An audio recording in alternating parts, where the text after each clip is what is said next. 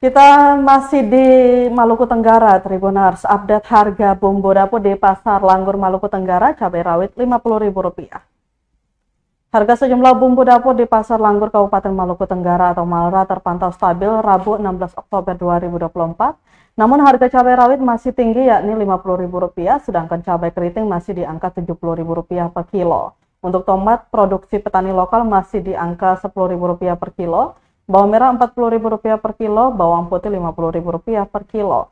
Buncis dibanderol Rp20.000 per kilo, kol masih sama harga Rp25.000 per kilo, sedangkan wortel Rp40.000 per kilo, kentang di angka Rp35.000 per kilo.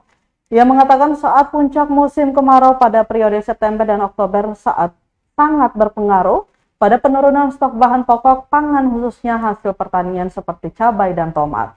Namun kali ini stok masih melimpah dan harga stabil.